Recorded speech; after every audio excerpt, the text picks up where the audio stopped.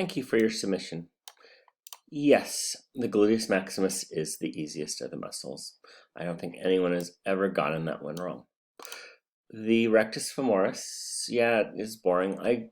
Some people actually commented they like that it actually flexes the hip and extends the knee on the homework, so some of your classmates may not agree with that.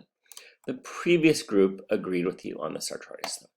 It starts up here on the spine, it comes down, it wraps around before it, wrong button, it wraps and inserts next to the tibial tuberosity, which I managed to hurt right there. So yes, it is an interesting muscle. It's actually one of the most movable muscles, or has the most actions, just because it crosses both the hip joint and the knee joint, so depending on what it's moving with, it could do a lot of things. And yeah, the gracilis gives people issues. I don't know what it is about the gracilis.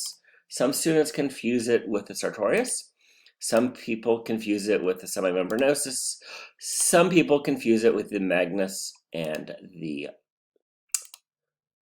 longus, which is hiding, I guess, over here. Oh, I deleted the longus. So yeah, a lot of people have issues with it. So it's the long, straight, north to south muscle. Thank you.